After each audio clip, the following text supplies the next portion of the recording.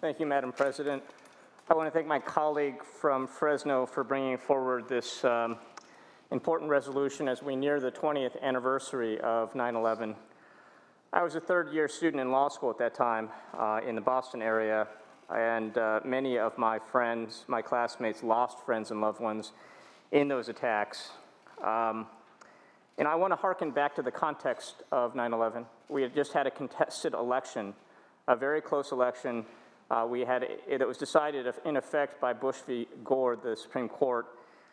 George W. Bush had taken office, and many were upset with some of his policies. But what I vividly remember about 9/11 is that after that attack, we all united behind the president. Those of us who agreed with him, those of us who disagreed with him. We rallied behind our first responders. We rallied behind our military. And while many of us may have had misgivings about the foreign policy steps that we took going forward, we supported them. We supported our troops. We supported our president. We supported the democratic institutions that led us to these decisions. It was a moment of unity.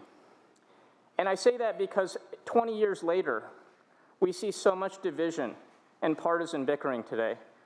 And I hope that as we approach the 20th anniversary of 9/11, we can hearken back to that spirit of unity, that we can have faith in our institutions, in our democracy, that we can have that support for President Biden, for our troops, for our first responders again, because when America is united and together, there is no greater country in the history of the world.